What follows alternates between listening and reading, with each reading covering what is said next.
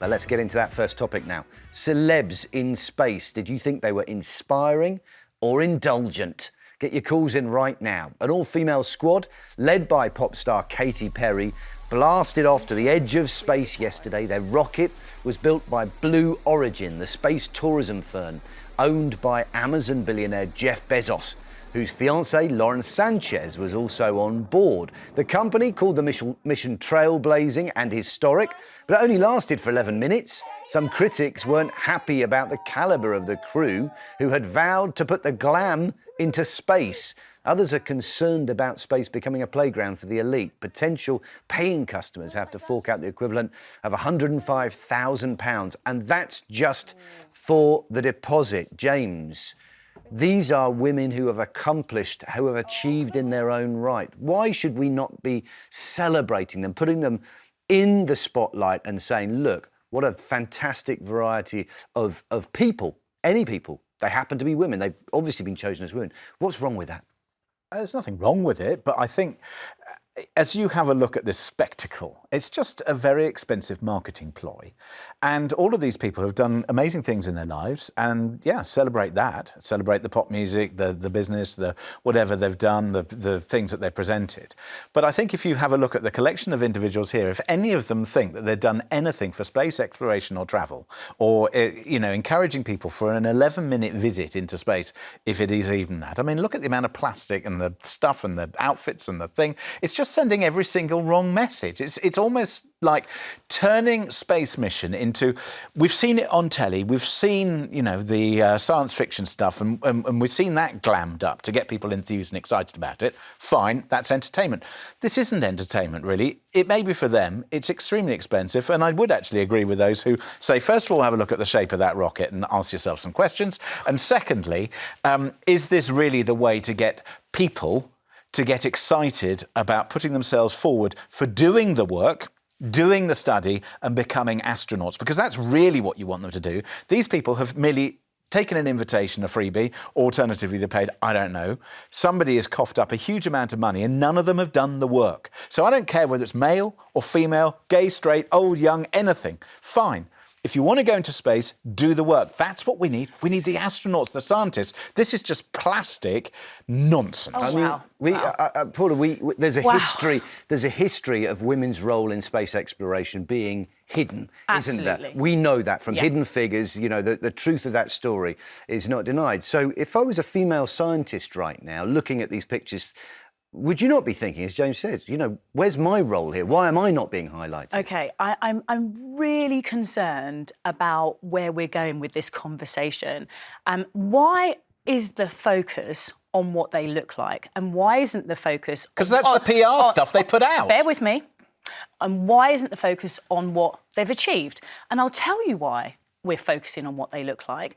Because it's so ingrained in us, this indirect discrimination, that women who happen to like hair and makeup shouldn't go into space. I didn't say that. That women who happen to want to wear a suit that makes them look like they're in Star Trek, which frankly, they look fantastic, shouldn't be interested in space. So if I was a female scientist, and of course you will know that one of the travellers was a rocket scientist, guys. So if I was a female scientist and I was looking at this, I would be applauding them. I would say congratulations, because you know what? We're talking about it. We're highlighting the fact that this isn't just about being a rocket scientist. It's also about being a pop star. It's also about being a civil rights activist. It's also about being a TV personality. It's about me as a female, no matter what I decide to do in life, having the opportunity to achieve something that my mother didn't have the opportunity to achieve, that my grandmother didn't have the opportunity to achieve. You're living in a parallel universe. This is just nonsense. I mean, I know that, here we are and we've got to take our polar opposite views. But if anybody thinks that all of what you've said in terms of whether it's empowerment or getting people enthused or, having people do all these things, that is the publicity shot that they put out.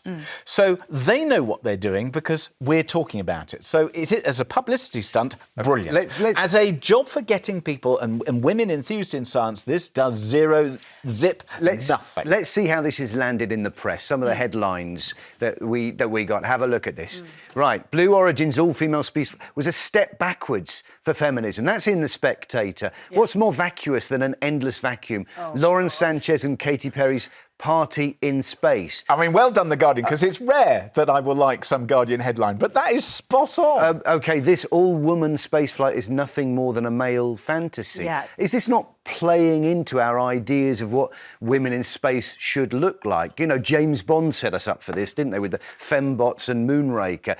There is an alternative story they could have told, but they didn't, Paula. But we have seen the alternative story. We do see it all the time. We do see women going into astronauts, female astronauts going into space all the time. This wasn't about them being female astronauts. This was about them saying, look, this is who we are, this is what we have achieved, and this is now where we are going to the next step. Can I just say, in terms of those headlines, and what really has concerned me about this story, and I know your viewers are probably aware of, a lot of the backlash was coming from female journalists.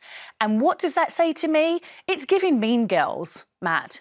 It's giving Mean Girls. If it came from men, it would be giving misogyny. And this is, you know what? I wouldn't be surprised if it was coming from a man. You know it's the adage. Disappointing to read so many female journalists just pushing this to one side and ridiculing them. Well, disappointing. You say disappointing. If 100 people tell you you're dead, lie down. Everybody is saying the same thing about this. So, by all means, the message of empowerment and all these things, I agree with. The way it's been done and what this legacy is doesn't achieve that. OK, what about if you are a 10-year-old girl, right? Let's forget the female scientist. A 10-year-old girl who sees that is possible, that her idol, Katy Perry, can do it, that Lauren Sanchez can do it, that actually the sky is not the limit for you. Whatever you're good at, this gives you an opportunity to But here's the point. You see, it actually proliferates the vacuum. So it forgets the real hard work that needs to be done, either to be a Katy Perry or indeed to be an astronaut. And there's this kind of leap that, yes, I could be that, without actually understanding all the things that you can and should be doing in order to get there. And this is just, this is just some kind of weird fantasy sort of world, which is, it is for the elite. Let me tell you, James, there is no female on this planet who doesn't understand what hard work it takes to be a success. But what this says to me is that one of my children who isn't particularly academic, who chooses to go down an artistic route, can still achieve greatness. Let's hear from. I'm not sure they've achieved greatness. I think that's part of the problem. Let's hear from some of you. Yvonne's in Flintshire. Was this inspiring or self-indulgent, Yvonne? What do you think? Self-indulgent. The most upsetting thing, I think, is the shape of the rocket. It was obviously phallic, and I found it self-indulgent and disgusting, quite honestly. Is that? I mean, surely they would work out the best shape for space flight, Yvonne. It wouldn't be all with that thought in their head, otherwise it wouldn't work. It wouldn't fly. I've never seen a rocket shaped like this before. I mean, they're all kind of phallic to a certain extent, aren't they? This is especially phallic. OK. Let's focus on the crew. Or were they crew or were they passengers, Yvonne? The six women. They were passengers. They were passengers. They were just passengers. Yeah, they weren't crew. Why are they not entitled to take that flight and show to the world that if you achieve in your area, that there is no limit to where you can be and what you can experience? They're celebs in their own right, in their own spheres. But what they were doing here was just advertising this new space travel. That's all it was. Is that what we witnessed? Is a huge PR photo opportunity? It was. That's exactly what it was. Okay. And I agree totally with the gentleman on the panel. OK, yeah, that's James. Thank you, Yvonne. Let's move on. Brian's in Cheshire. Was it indulgence or inspiration for you, Brian? Well, personally speaking, I think it's a mockery of astronauts. And, well, I was just saying to you, lady that phoned me, I said it's a mockery. And they want to spend money, give it to charities. Yeah, because they've got the money, they think they can do whatever they want. I mean, it's as simple as that. I mean, they're not astronauts, are they, Paula? No. They don't qualify as astronauts because they haven't done what you need to do to be an Yes, astronaut. They haven't taken part in the training. They haven't passed the rigorous exams and tests, be it physical or academic, that would then bestow on them that great professional title. Of course not. And you know what? I don't mind if what they're doing is advertising to the world that the commerce of space travel tourism is now becoming a thing. I don't have a problem with that. And I don't have a problem with it being these 6 amazing women who are launching the advertising for space tourism. Why would I have a problem with that? Good luck to them for doing that. This is the difference between space as we understood it growing up, James, isn't it? Where in the 60s and 70s, there was a mission to go boldly where no one had gone before, and then to carry out experiments and do that. This is tourism. So within that idea of paying to go on a trip, this is just about right, isn't it? That's what you can expect. I think part of the issue here is that it has been painted, and particularly by some of these women, that it's something that it's not. So if it was painted, as you say, just as space tourism, we're launching it, you can do it too, it's a lot of money,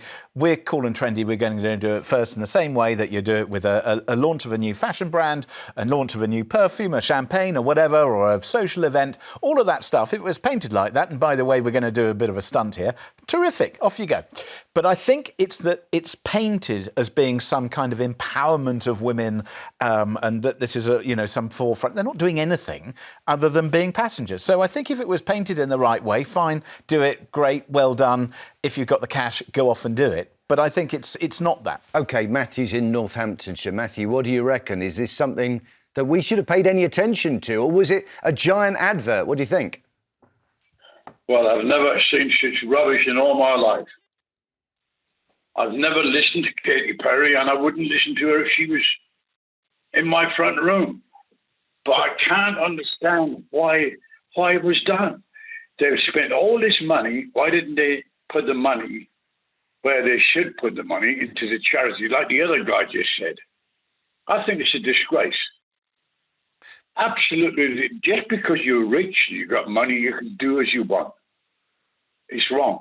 I mean, well, wrong. We have now moved, as I said, from a point where it was governments that were putting this sort of money in to individuals, tech giants, who presumably see some kind of financial future. It's a commercial operation, Matthew. Sorry. It's an embarrassment to the real people that go into space, to the real astronauts. It's an embarrassment.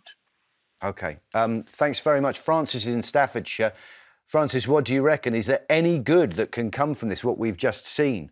Or is it just a shift away from governments finding out, actually performing science to, tourism, a trip, a day trip?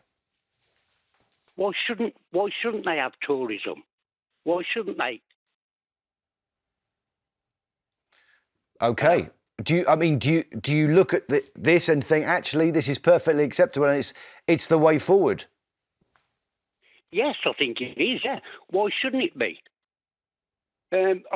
You've got, OK, there might be privileged people, they've got money and everything like that. Just because they're women, what difference does that make? I mean, they're wearing cat suits. Yeah, they're beautiful, they're lovely in cat suits. So were people in Batman. Women in Batman wore cat suits and everyone awed about them. Just because these are privileged women being able to take that flight, why shouldn't they? And the phallic symbol, come on, guys, do me behave, eh? All right. Do you know what I mean? Well, it wasn't me that said it, Francis, but yes, we will behave. I think I started that debate. That was actually James. Yeah, it's all me. It's all my fault. It always is. James, behave. Francis says so. Thank you, Francis. Thank you for all your calls. Don't forget, later on...